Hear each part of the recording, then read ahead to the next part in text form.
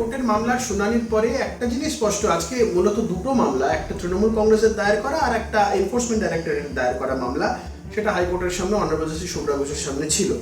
তৃণমূলের মামলাটি আজকে নিষ্পত্তি হয় এই কারণে, কারণ ইডি কমপ্লিটলি অন রেকর্ড এই কথা বলে যে মমতা বন্দ্যোপাধ্যায় সমস্ত জিনিসপত্র নিয়ে চলে যায় যেগুলো তারা সাপোজিটলি যেগুলো সিজ করতে চেয়েছিল। তো প্র্যাকটিক্যালি তৃণমূলের মামলাটাতে আর কিছু থাকে না, কারণ তারা ওই প্রিজার্ভেশন অফ ওই সমস্ত জিনিসগুলো চেয়েছিল। তো ওদের মামলা প্র্যাকটিক্যালি আর কিছু থাকেই না। উল্টো দিকে আমরা সবাই তাকিয়ে আছি মূলত যখন ইডি এই স্ট্যান্ডটা তাদের এক্সপ্রেস করেছে। ইডির মামলাটি কিন্তু এখনো পেন্ডিং, হাইকোর্টও পেন্ডিং, সুপ্রিম কোর্টও পেন্ডিং। যেহেতু সুপ্রিম কোর্টে পেন্ডিং, হাইকোর্টের মামলাটিও আজকে অ্যাডজার্ন হয়েছে। আমরা সবাই অপেক্ষা করে আছি। এতদিন একটা পাবলিক ওপিনিয়ন ছিল মমতা বন্দ্যোপাধ্যায় চুরি করেছে, ফাইলপত্র নিয়ে গেছে, আজকে একটা law enforcement agency publicly on রেকর্ডে কথা বলেছে যে মমতা বন্দ্যোপাধ্যায় সমস্ত জিনিসপত্র নিয়ে গেছে যেগুলো তারা সাপোজিটলি সিজ করতে চেয়েছিল।